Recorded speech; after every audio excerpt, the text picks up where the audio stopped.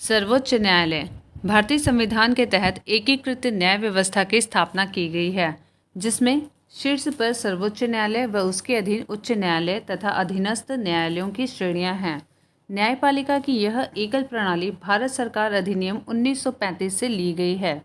भारत के सर्वोच्च न्यायालय की स्थापना 26 जनवरी 1950 को हुई थी, जबकि उद्घाटन 28 जनवरी 1950 को किया गया था। भारतीय संविधान के भाग 5 के अंतर्गत अध्याय 4 में सर्वोच्च न्यायालय से संबंधित प्रावधान अनुच्छेद 124 से 147 तक में उल्लिखित है। सर्वोच्च न्यायालय में मुख्य न्यायाधीश सहित न्यायाधीशों की कुल संख्या वर्तमान में 33+1 है। सर्वोच्च न्यायालय के न्यायाधीशों की नियुक्ति राष्ट्रपति करते हैं। मुख्य न्यायाधीश की नियुक्ति राष्ट्रपति सर्वोच्च न्यायालय के एवं उच्च न्यायालयों के ऐसे न्यायाधीशों से परामर्श करने जिन्हें राष्ट्रपति इस प्रयोजन हेतु आवश्यक समझे के बाद करता है। इसी तरह सर्वोच्च न्यायालय के अन्य न्यायाधीशों की नियुक्ति भी होती है। अन्य न्यायाधीशों की नियुक्ति में मुख्य न्यायाधीश का परामर्श आवश्यक है। यहाँ मुख्य न्यायाधीश के परामर्श से तात्पर्य वस्तुतः मुख्य न्यायाधीश के साथ सर्वोच्च न्यायालय के 4 अन्य वरिष्ठतम न्यायाधीशों के कॉलेजियम के परामर्श से है।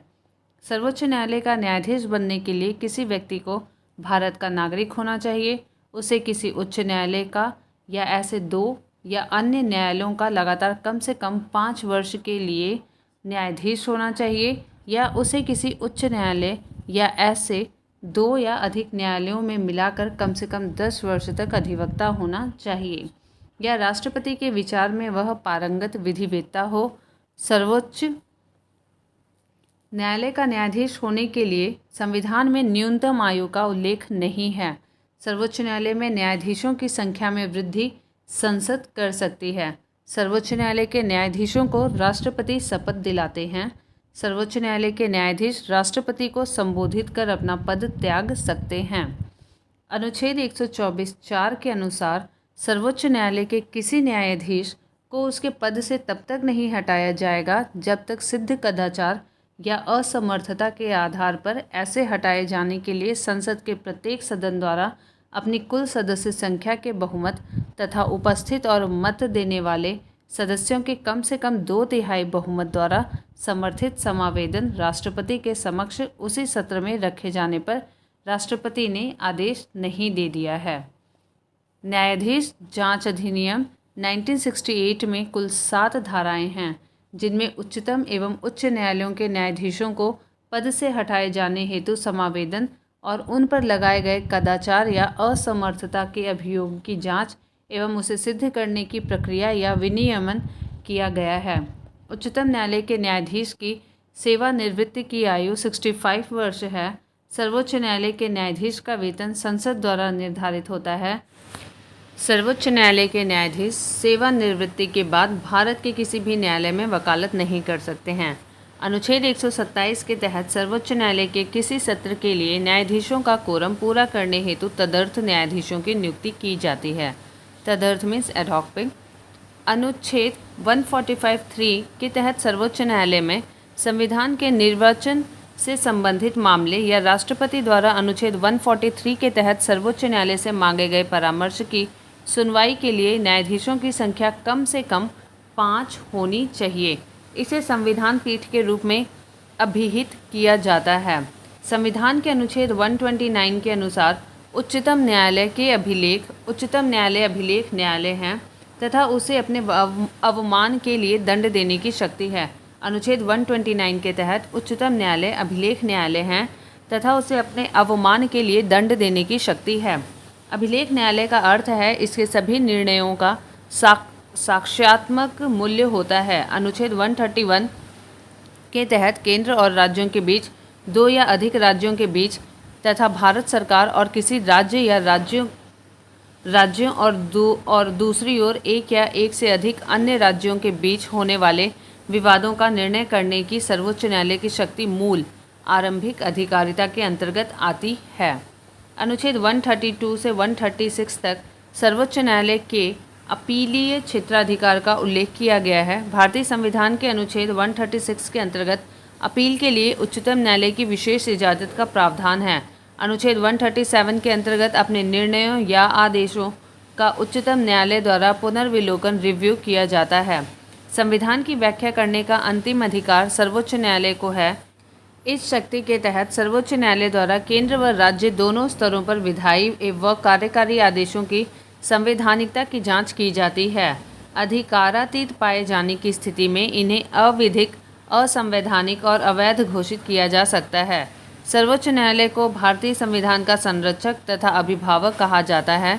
अनुच्छेद 138 के तहत सर्वोच्च न्यायालय के अधिकार क्षेत्र को बढ़ाने का अधिकार संसद को है। अनुच्छेद 139 क 2 के तहत देश के किसी उच्च न्यायालय में चल रहे मामले वाद केस को किसी अन्य उच्च न्यायालय में भेजने का अधिकार सर्वोच्च न्यायालय को है। भारतीय संविधान के मौलिक ढांचे या आधिकारिक संरचना बेसिक स्ट्रक्चर के सिद्धांत का स्रोत न्यायिक व्याख्या है।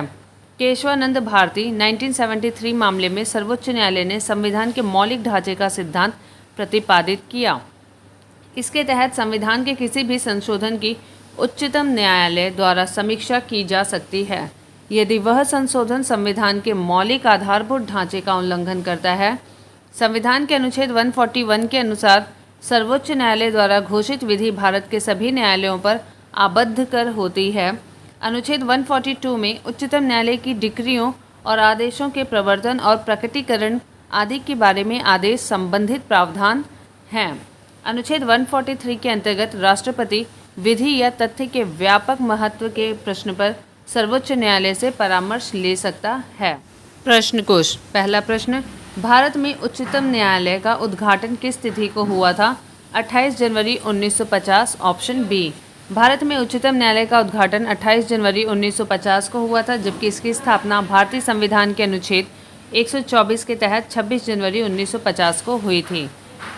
प्रश्न संख्या 2, भारत के सर्वोच्च न्यायालय की स्थापना हुई थी 1950 में संसद के एक अधिनियम द्वारा, भारतीय स्वाधीनता अधिनियम 1947 के अधीन, भारत सरकार के अधिनियम 1953 के अधीन, भारतीय संविधान के द्वारा। Option D. Question number 3, Bharat के उच्चतम न्यायालय में न्यायाधीशों की संख्या में वृद्धि करने की शक्ति किसमें निहित है? तो ये शक्ति निहित है संसद को। Option B. भारतीय संविधान के अनुच्छेद 124 में उच्चतम न्यायालय के गठन के संबंध में प्रावधान किया गया है, जिसमें यह कहा गया है कि उच्चतम न्यायालय में एक मुख्य न्यायाधीश तथा 7 अन्य न्यायाधीश होंगे तथा संसद समय समय पर विधि द्वारा न्यायाधीशों की संख्या का निर्धारण कर सकती है। संसद ने न्यायाधीशों की संख्या को निर्धारित करने के लिए वर्ष 1956 में उच्चतम न्यायालय न्यायाधीशों की संख्या अधिनियम 1956 पारित किया और न्यायाधीशों की संख्या 10 मुख्य न्यायाधीश के अतिरिक्त कर दी। इस अधिनियम में संशोधन करके न्यायाधीशों की संख्या समय समय पर बढ़ाई गई है। वर्तमान में उच्चतम न्यायालय में न्यायाधीशों की अधिकतम संख्या मुख्य न्यायाधीश के अतिरिक्त 33 है।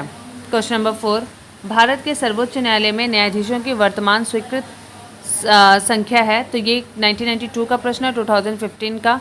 तो करंट के अकॉर्डिंग इसे देखते हैं कि कितनी है। भारत में सर्वोच्च न्यायालय की स्थापना भारतीय संविधान के अनुच्छेद 124 के तहत की गई है। अनुच्छेद 124 में न्यायाधीशों की संख्या का भी उल्लेख है। जब संविधान प्रारंभ हुआ तब उच्चतम न्यायालय में न्यायाधीशों की संख्या मुख्य न्यायाधीश सहित न्यायमूर्ति सहित कुल 8 थी। अनुच्छेद 124(1) के प्रावधान के तहत संसद ने उच्चतम न्यायालय न्यायाधीशों की संख्या अधिनियम 1956 के द्वारा इस संख्या को 11 कर दिया और फिर इसे 1960 में बढ़ाकर 14 और 1978 में 18 और 1986 में 26 मुख्य न्यायाधीश सहित कर दिया गया। 2008 के अधिनियम के तहत मुख्य न्यायाधीश के अतिरिक्त सर्वोच्च न्यायालय में न्यायाधीशों की कुल संख्या 30 रखने का प्रावधान किया गया। ध्यातव्य है कि सर्वोच्च न्यायालय न्यायाधीशों की संख्या संशोधन अधिनियम 2019 के तहत मुख्य न्यायाधीशों के अतिरिक्त न्यायाधीशों की संख्या को 30 से बढ़ाकर 33 कर दिया गया। इस प्रकार वर्तमान में मुख्य न्यायाधीश सहित सर्वोच्च न्यायालय में कुल न्यायाधीशों की संख्या 33 + 1 है। क्वेश्चन नंबर 5, सर्वोच्च न्यायालय में एक मुख्य न्यायाधीश के अतिरिक्त कितने न्यायाधीश होते हैं? तो यहाँ पे 7, 11, 9, 25 लिखा है और करंट के अकॉर्डिंग होते हैं 33 + 1। 33 जो है वो अन्य न्यायाधीश होते हैं और एक मुख्य न्यायाधीश, इसलिए यहाँ ऑप्शन में स्टार बना हुआ है। नेक्स्ट क्वेश्चन नंबर 6, मंत्रिमंडल के फरवरी 2008 में लिए गए एक निर्णय के अनुसार सरकार उच्चतम न्यायालय में जजों की संख्या में वृद्धि करेगी। इस निर्णय के अंतर्गत भारत के मुख्य न्यायाधीश को छोड़कर उच्चतम न्यायालय में जजों की संख्या तब होगी तो ये 2004 का प्रश्न है और करंट में 33 होगी। सर्वोच्च न्यायालय में न्यायाधीश नियुक्त होने के लिए व्यक्ति को कम से कम कितने वर्ष उच्च न्यायालय का एडवोकेट होना चाहिए? तो एडवोकेट जो था वो 10 वर्ष था, ऑप्शन बी। संविधान के अनुच्छेद 124 के तहत उच्चतम न्यायालय के न्यायाधीशों की नियुक्ति होती है। उच्चतम न्यायालय का प्रत्येक न्यायाधीश राष्ट्रपति द्वारा नियुक्त किया जाता है। राष्ट्रपति उच्चतम न्यायालय या उच्च न्यायालयों में से किसी भी न्यायाधीश की नियुक्ति भारत के मुख्य न्यायाधीश की राय के अनुरूप करेगा। अनुच्छेद 124(3) के अनुसार उच्चतम न्यायालय में न्यायाधीशों की नियुक्ति के लिए निम्नलिखित योग्यताएं होनी चाहिए। पहला, वह भारत का नागरिक हो। दूसरा, एक या एक से अधिक उच्च न्यायालय का कम से कम 5 वर्ष तक न्यायाधीश रहा हो, या एक या अधिक उच्च न्यायालय में कम से कम 10 वर्ष तक अधिवक्ता रहा हो, या वह राष्ट्रपति की राय में पारंगत विधिवेत्ता हो।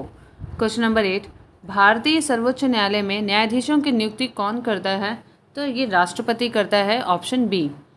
क्वेश्चन नंबर 9, सर्वोच्च न्यायालय का न्यायाधीश अपना पद त्याग सकता है पत्र लिखकर राष्ट्रपति को, ऑप्शन बी। भारतीय संविधान के अनुच्छेद 124(2) क के अनुसार सर्वोच्च न्यायालय का कोई न्यायाधीश राष्ट्रपति को संबोधित अपने हस्ताक्षर सहित लेख द्वारा अपना पद त्याग सकता है। राष्ट्रपति अपने हस्ताक्षर और मुद्रा सहित अधिपत्र वारंट द्वारा उच्चतम न्यायालय के प्रत्येक न्यायाधीश की नियुक्ति करता है। क्वेश्चन नंबर 10, सर्वोच्च न्यायालय का न्यायाधीश अपने पद से त्यागपत्र किसको लिखकर दे सकता है? ऑप्शन ए, राष्ट्रपति को। क्वेश्चन नंबर 11, उच्चतम न्यायालय के न्यायाधीश किस प्रकार हटाए जा सकते हैं? तो ये है राष्ट्रपति के द्वारा संसद की सिफारिश पर, ऑप्शन डी। उच्चतम न्यायालय के किसी न्यायाधीश को राष्ट्रपति द्वारा साबित कदाचार या असमर्थता के आधार पर संसद की सिफारिश पर हटाया जा सकता है। उच्चतम न्यायालय के किसी न्यायाधीश को साबित कदाचार या असमर्थता के आधार पर हटाए जाने के लिए संसद के प्रत्येक सदन द्वारा अपना कुल सदस्य संख्या के बहुमत द्वारा तथा उपस्थित और मत देने वाले सदस्यों के कम से कम 2/3 बहुमत द्वारा समर्थित समावेदन एड्रेस को राष्ट्रपति के समक्ष भेजना होता है तथा ऐसे समावेदन के राष्ट्रपति के समक्ष उसी सत्र में रखे जाने पर राष्ट्रपति के आदेश से उस न्यायाधीश को पद से हटाया जा सकता है। अनुच्छेद 124(4) उच्चतम न्यायालय के न्यायाधीश को हटाने, रिमूव या तत्संबंधी जांच की प्रक्रिया का संसदीय विधि द्वारा विनियमन अनुच्छेद 124(5) में प्रावधानित है। उच्च न्यायालय के न्यायाधीश को हटाने की प्रक्रिया भी यही है। नोट, महाभियोग इम्पीचमेंट शब्द का प्रयोग संविधान में केवल राष्ट्रपति को हटाने के लिए किया गया है। उच्च न्यायालय या उच्चतम न्यायालय के न्यायाधीश को हटाने के लिए महाभियोग शब्द का प्रयोग नहीं किया गया है। इनके लिए संविधान के अनुसार हटाना रिमूव शब्द है। क्वेश्चन नंबर 12, निम्नलिखित कथनों पर विचार कीजिए। न्यायाधीश जांच अधिनियम 1968 के अनुसार भारत के उच्चतम न्यायालय के किसी न्यायाधीश पर महाभियोग चलाने के प्रस्ताव को लोकसभा के अध्यक्ष द्वारा अस्वीकार नहीं किया जा सकता। ये गलत है, आगे देखते हैं। दूसरा कथन, भारत का संविधान यह परिभाषित करता है और ब्यौरे देता है कि क्या क्या भारत के उच्चतम न्यायालय के न्यायाधीशों की अक्षमता और सिद्ध कदाचार को गठित करते हैं। तीसरा, भारत के उच्चतम न्यायालय के न्यायाधीशों के महाभियोग की प्रक्रिया के ब्यौरे न्यायाधीश जांच अधिनियम 1968 में दिए गए हैं। यदि किसी न्यायाधीश के महाभियोग के प्रस्ताव को मतदान हेतु लिया जाता है तो विधि द्वारा अपेक्षित है कि यह प्रस्ताव संसद के प्रत्येक सदन द्वारा समर्थित हो और उस सदन की कुल सदस्य संख्या के बहुमत द्वारा तथा संसद के उस सदन के कुल उपस्थित और मत देने वाले सदस्यों के कम से कम 2/3 द्वारा समर्थित हो। तीसरा और चौथा यहाँ पे करेक्ट है, ऑप्शन सी। न्यायाधीश जांच अधिनियम 1968 की धारा 3 के खंड 1(b) के अनुसार उच्चतम या उच्च न्यायालयों के किसी न्यायाधीश पर महाभियोग चलाने के प्रस्ताव को लोकसभा अध्यक्ष अथवा राज्यसभा का सभापति स्वीकार या अस्वीकार कर सकता है। अतः कथन एक असत्य है। संविधान के अनुच्छेद 124(4) में उच्चतम न्यायालय के किसी न्यायाधीश को पदमुक्त करने का आधार अक्षमता और सिद्ध कदाचार और प्रक्रिया विहित है, किंतु अक्षमता और कदाचार को परिभाषित नहीं किया गया है। अतः कथन 2 भी गलत है। न्यायाधीश जांच अधिनियम 1968 में कुल 7 धाराएं हैं, जिनमें उच्चतम एवं उच्च न्यायालयों के न्यायाधीशों के महाभियोग, संसद में ऐसे समावेदन के रखे जाने तथा न्यायाधीश के कदाचार या असमर्थता की जांच और उसे सिद्ध करने की प्रक्रिया और ब्यौरों का वर्णन है। अतः कथन 3 जो है वो सत्य है।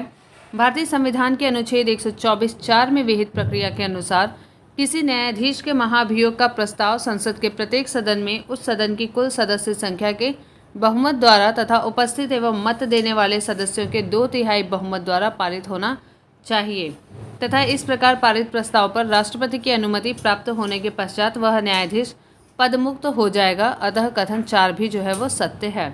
क्वेश्चन नंबर 13, सर्वोच्च न्यायालय के न्यायाधीश संसद में महाभियोग प्रस्ताव पारित होने के बाद भारत के राष्ट्रपति द्वारा हटाए जा सकते हैं। ऑप्शन डी यहाँ पे करेक्ट है। क्वेश्चन नंबर 14, सर्वोच्च न्यायालय में सेवानिवृत्ति की आयु है 65 वर्ष। Option D. सर्वोच्च न्यायालय में न्यायाधीशों के लिए सेवानिवृत्ति की आयु 65 वर्ष है, जबकि उच्च न्यायालय में यह 62 वर्ष है।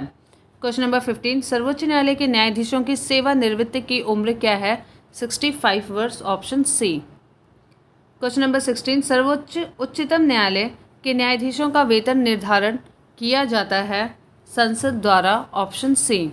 संविधान के अनुच्छेद 125(1) के तहत उच्चतम न्यायालय के न्यायाधीशों के वेतन का निर्धारण संसद द्वारा बनाई गई विधि के तहत किया जाता है।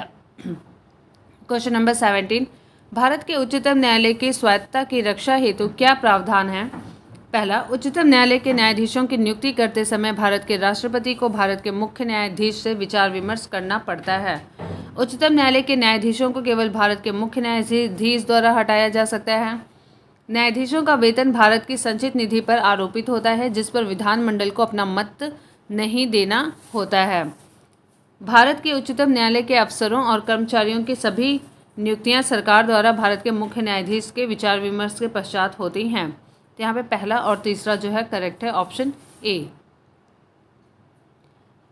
उच्चतम न्यायालय को देश के संविधान का प्रहरी माना जाता है, अतः उसकी स्वायत्तता को बनाए रखने के लिए संविधान में कई उपबंध मौजूद हैं।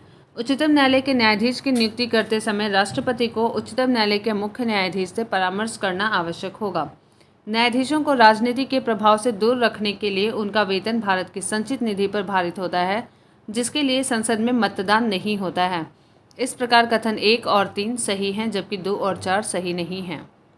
क्वेश्चन नंबर 18, निम्नलिखित कथनों पर विचार कीजिए। संसद भारत के उच्चतम न्यायालय की अधिकारिता को विस्तारित नहीं कर सकती, क्योंकि उसकी अधिकारिता वही है जो संविधान ने प्रदान की है। दूसरा, उच्चतम न्यायालय और उच्च न्यायालयों के अधिकारी और सेवक संबंध मुख्य न्यायमूर्ति द्वारा नियुक्त किए जाते हैं और न्यायालयों का प्रशासनिक व्यय भारत की संचित निधि पर भारित है। यहाँ पे न तो 1 न तो 2 दोनों ही कथन गलत हैं। संविधान के अनुच्छेद 138 के तहत संसद विधि बनाकर उच्चतम न्यायालय की संघ सूची के संबंध में अतिरिक्त अधिकारिता को विस्तारित कर सकती है, अतः कथन 1 जो है वो गलत है। उच्चतम न्यायालय के अधिकारी और सेवक अनुच्छेद 146(1) के तहत तथा उच्च न्यायालयों के अधिकारी और सेवक अनुच्छेद 229(1) के तहत संबंध मुख्य न्यायमूर्ति द्वारा या उसके द्वारा निर्दिष्ट न्यायाधीश या अधिकारी द्वारा नियुक्त किए जाते हैं। तथापि अनुच्छेद 146(5) के तहत जहां उच्चतम न्यायालय का प्रशासनिक व्यय भारत की संचित निधि पर भारित होता है, वहीं अनुच्छेद 229(3) के तहत उच्च न्यायालय का प्रशासनिक व्यय राज्य की संचित निधि पर भारित होता है। इस प्रकार कथन 2 भी गलत है। क्वेश्चन नंबर 19, सेवानिवृत्त होने के पश्चात सर्वोच्च न्यायालय के न्यायाधीश वकालत कर सकते हैं, किसी भी न्यायालय में नहीं। Option D. संविधान के अनुच्छेद 124(7) के अनुसार सेवानिवृत्त होने के पश्चात सर्वोच्च न्यायालय के न्यायाधीश किसी भी न्यायालय में वकालत नहीं कर सकते, जबकि अनुच्छेद 220 के अनुसार उच्च न्यायालय के न्यायाधीश सेवानिवृत्ति होने के बाद उच्चतम न्यायालय में एवं अन्य उच्च न्यायालयों जिस उच्च न्यायालय में स्थायी न्यायाधीश रहे हों उसमें नहीं में वकालत कर सकते हैं। क्वेश्चन नंबर 20, भारत के सर्वोच्च न्यायालय के कार्यवाहक मुख्य न्यायाधीश की नियुक्ति करता है राष्ट्रपति। Option C. अनुच्छेद 126 के अनुसार सर्वोच्च न्यायालय के कार्यवाहक मुख्य न्यायाधीश की नियुक्ति राष्ट्रपति द्वारा की जाती है। ऐसा तब किया जाता है जब मुख्य न्यायाधीश का पद रिक्त हो अथवा वह अपने कर्तव्यों का निर्वहन करने में असमर्थ हो। क्वेश्चन नंबर 21, भारत की कार्यवाहक मुख्य न्यायाधीश की नियुक्ति कौन करता है? तो ये करते हैं राष्ट्रपति। Option C. क्वेश्चन नंबर 22, सर्वोच्च न्यायालय के न्यायाधीशों की नियुक्ति की जाती है राष्ट्रपति के द्वारा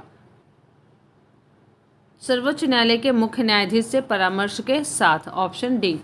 सर्वोच्च न्यायालय के न्यायाधीशों की नियुक्ति भारतीय संविधान के अनुच्छेद 124(2) के तहत राष्ट्रपति द्वारा सर्वोच्च न्यायालय के और राज्यों के उच्च न्यायालयों के ऐसे न्यायाधीशों से परामर्श के पश्चात जिनसे राष्ट्रपति इस प्रयोजन के लिए परामर्श करना आवश्यक समझे की जाती है। परंतु मुख्य न्यायमूर्ति से भिन्न किसी न्यायाधीश की नियुक्ति की स्थिति में मुख्य न्यायमूर्ति से परामर्श आवश्यक है। वर्ष 1993 में दिए गए एक निर्णय में सर्वोच्च न्यायालय ने इस संबंध में मुख्य न्यायाधीश की सलाह सर्वोच्च न्यायालय के 2 अन्य वरिष्ठतम न्यायाधीशों के साथ संरचित कॉलेजियम की सलाह को राष्ट्रपति के लिए बाध्यकारी बना दिया। 1998 में मुख्य न्यायाधीश की सलाह को व्याख्यायित करते हुए मुख्य न्यायाधीश के साथ सर्वोच्च न्यायालय के 4 अन्य वरिष्ठतम न्यायाधीशों के कॉलेजियम यानी कि मंडल का परामर्श लिखित आवश्यक होने का निर्णय दिया गया। साथ ही राष्ट्रपति को इस अनुशंसा को पुनर्विचार हेतु सर्वोच्च न्यायालय को वापस भेजने की छूट दी गई, परंतु पुनर्विचार के बाद भी पुनः वही नाम प्रस्तावित किए जाने पर राष्ट्रपति उसे स्वीकृत करने के लिए बाध्य है। क्वेश्चन नंबर 23, भारत के सर्वोच्च न्यायालय ने किस वर्ष न्यायाधीशों की नियुक्ति के लिए कॉलेजियम व्यवस्था को अपनाया था? तो ये 1993 में, ऑप्शन ए। भारत के सर्वोच्च न्यायालय ने उच्चतर न्यायाधीशों की नियुक्ति एवं स्थानांतरण के लिए 1993 में कॉलेजियम व्यवस्था को अपनाया। वर्ष 1993 में supreme court advocates on record association बनाम यूनियन ऑफ इंडिया मामले में सर्वप्रथम उच्चतम न्यायालय द्वारा न्यायाधीशों की नियुक्ति के लिए कॉलेजियम की स्थापना का निर्णय दिया गया। इस निर्णय के तहत मुख्य न्यायाधीश के साथ सर्वोच्च न्यायालय के 2 अन्य वरिष्ठतम न्यायाधीशों का कॉलेजियम मंडल निर्धारित किया गया था, जिसे 1998 में विस्तारित कर मुख्य न्यायाधीश के साथ सर्वोच्च न्यायालय के 4 अन्य वरिष्ठतम न्यायाधीशों से संरचित कर दिया गया। क्वेश्चन नंबर 24, सर्वोच्च न्यायालय ने उस मंडल में जो सर्वोच्च न्यायालय में जजों की नियुक्ति की अनुशंसा से संबंधित है में सर्वोच्च न्यायालय के मुख्य न्यायाधीश के अतिरिक्त कुछ अन्य वरिष्ठ न्यायाधीश होते हैं। ऐसे अन्य न्यायाधीश जो इस मंडल के सदस्य होते हैं की संख्या है ऑप्शन बी 4। क्वेश्चन नंबर 25, निम्नलिखित में से किसमें उच्चतर न्यायालयों के न्यायाधीशों की नियुक्ति में कार्यपालिका, विधायिका एवं मुख्य न्यायाधीश की भागीदारी की अनुशंसा की गई है? तो ये था द्वितीय प्रशासनिक सुधार आयोग, ऑप्शन सी। द्वितीय प्रशासनिक सुधार आयोग के द्वारा उच्चतम न्यायालय प्लस उच्च न्यायालयों के न्यायाधीशों की नियुक्ति में कार्यपालिका, विधायिका एवं मुख्य न्यायाधीश की भागीदारी की अनुशंसा की गई थी। इस आयोग का गठन 31 अगस्त 2005 को वीरप्पा मोइली की अध्यक्षता में किया गया था। क्वेश्चन नंबर 26, भारत के सर्वोच्च न्यायालय में निम्नलिखित में से किस प्रकार के न्यायाधीशों की नियुक्ति की जाती है? तदर्थ न्यायाधीश, अतिरिक्त न्यायाधीश। यहाँ पे एक सही है लेकिन दूसरा जो है गलत है, यानी कि तदर्थ न्यायाधीश की नियुक्ति की जाती है और अतिरिक्त न्यायाधीश की नियुक्ति नहीं की जाती, ऑप्शन ए।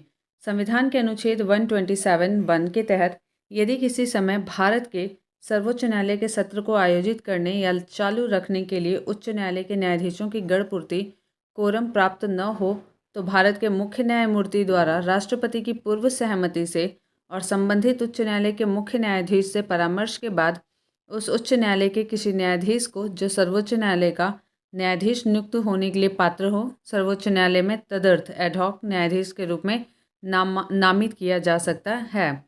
तदर्थ न्यायाधीशों की नियुक्ति संबंधी प्रावधान केवल सर्वोच्च न्यायालय के संदर्भ में है, अन्य न्यायालयों के लिए नहीं है। दूसरी ओर अपर या अतिरिक्त, एडिशनल और कार्यकारी एक्टिंग न्यायाधीशों की नियुक्ति संविधान के अनुच्छेद 224 के तहत उच्च न्यायालयों में से की जा सकती है, सर्वोच्च न्यायालयों में नहीं।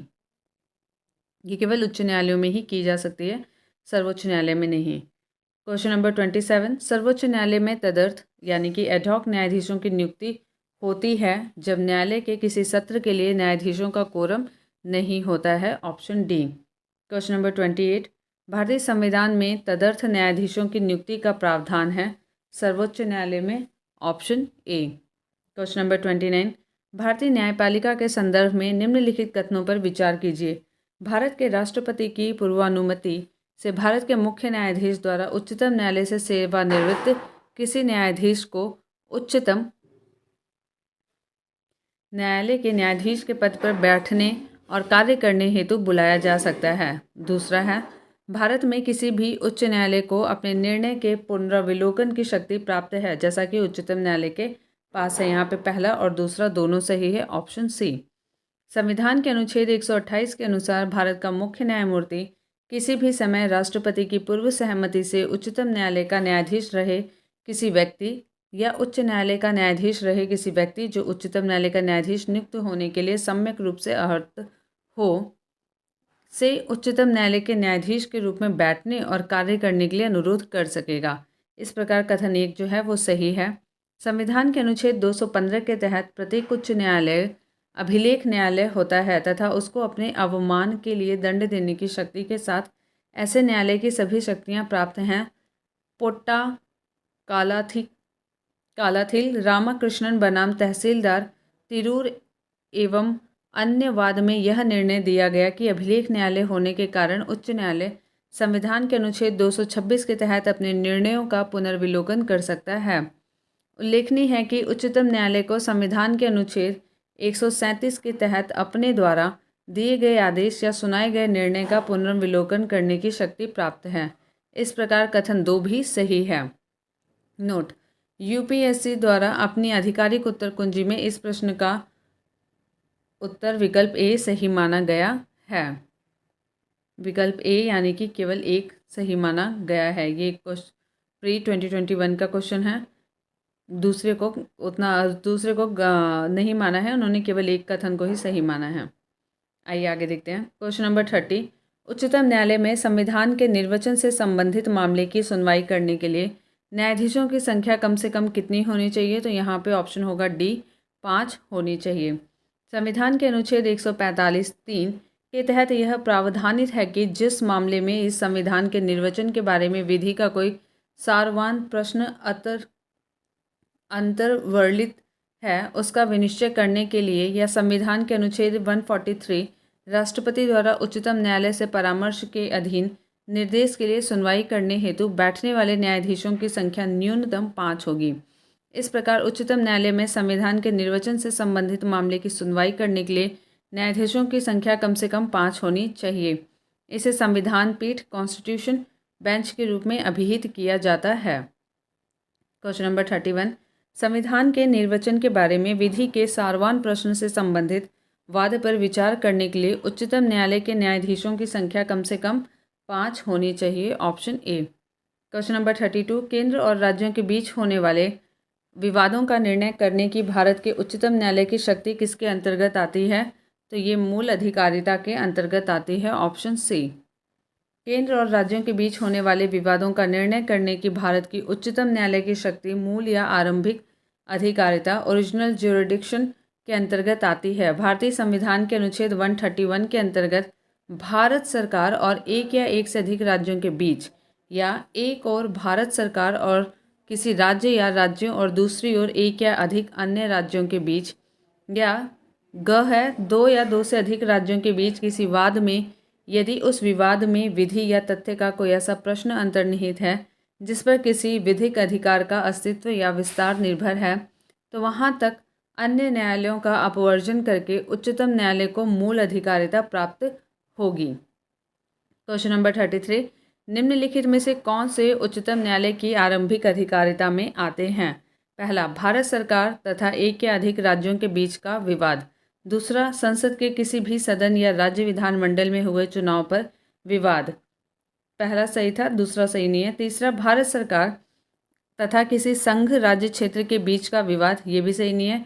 2 या अधिक राज्यों के बीच का विवाद, चौथा सही है। पहला और चौथा यहाँ पे सही है। ऑप्शन सी यहाँ पे करेक्ट है।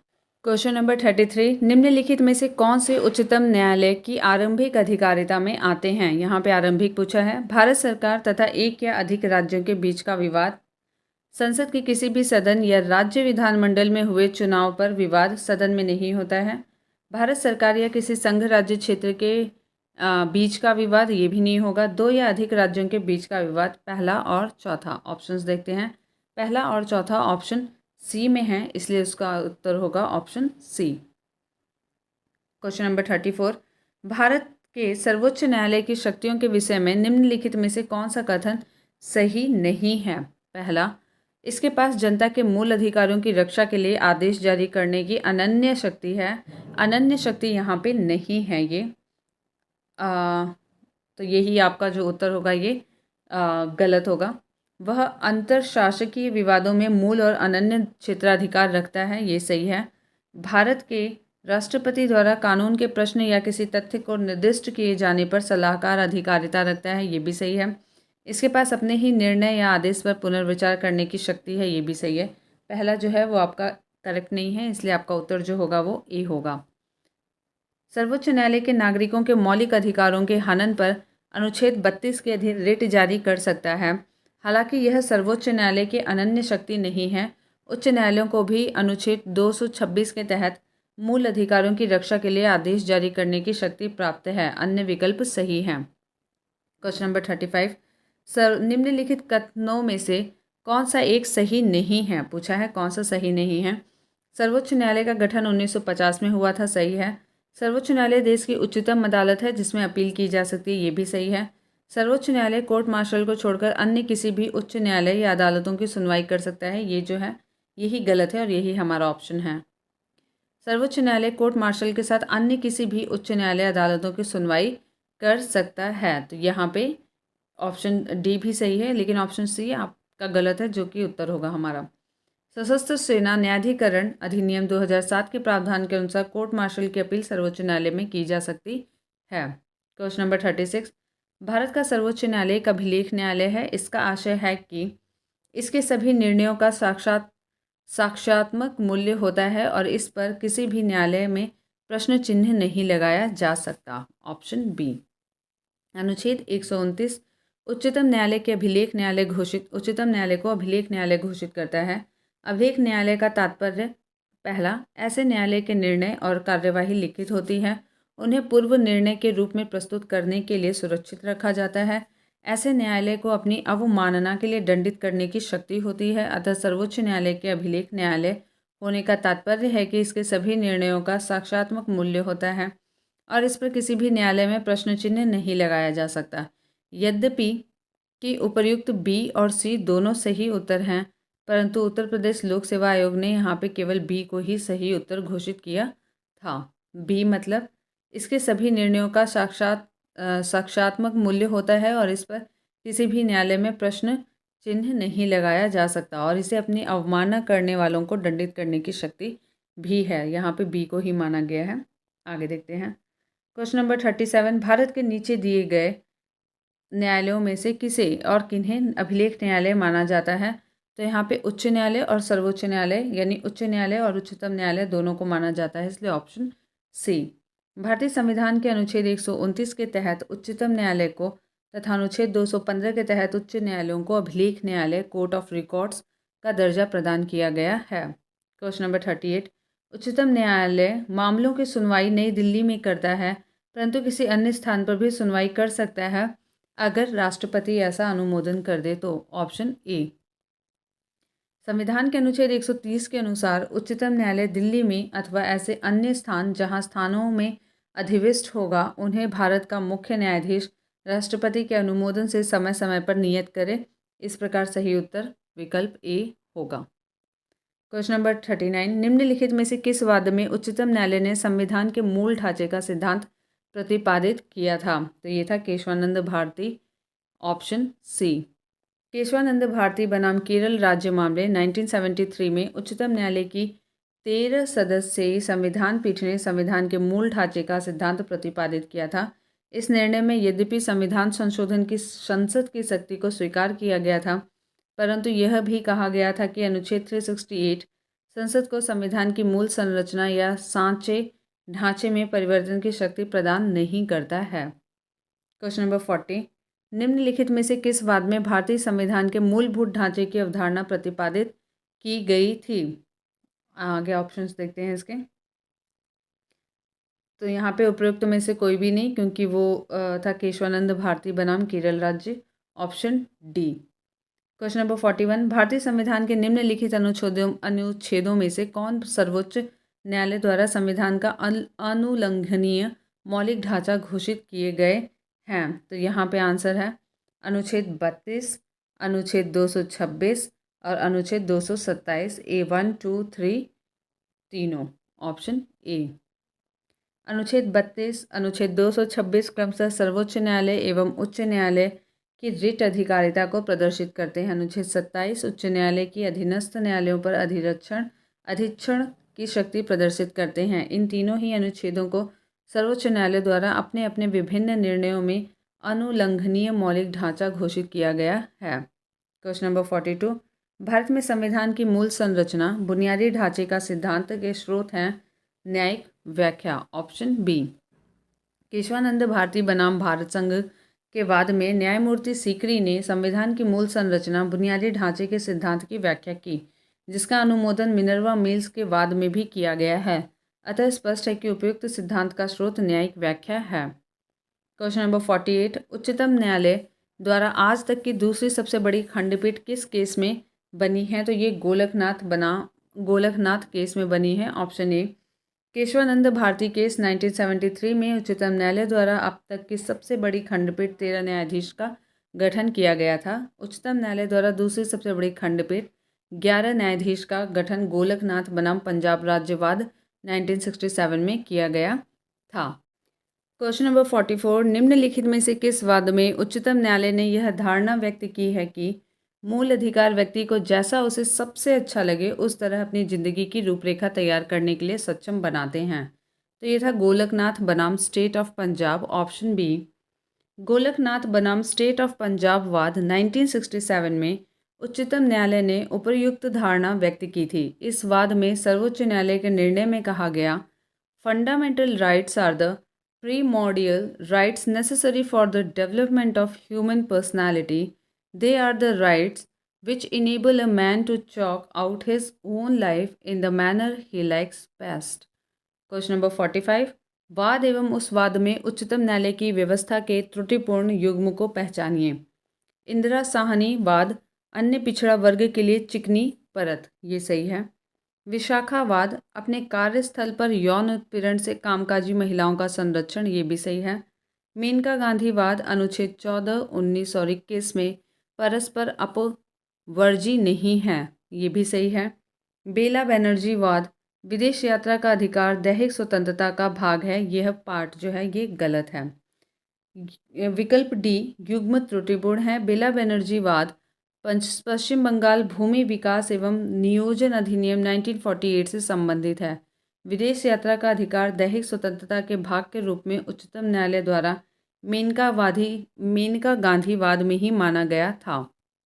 क्वेश्चन नंबर 46, निम्नलिखित कथनों पर विचार कर बताइए कि इनमें से कौन सा एक सही है। यह मूल अपीलीय परामर्श संबंधी क्षेत्राधिकार रखता है। सर्वोच्च न्यायालय के बारे में है कि यह मूल अपीलीय परामर्श संबंधी क्षेत्राधिकार रखता है। Option D.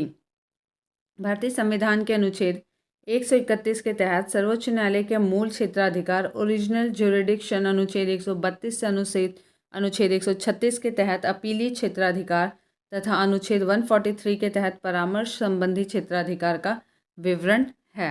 अगला प्रश्न, क्वेश्चन नंबर 47, भारतीय संविधान का कौन सा अनुच्छेद संवैधानिक विवादों में सर्वोच्च न्यायालय के अपीलीय क्षेत्राधिकार से संबंधित है? तो ये है ऑप्शन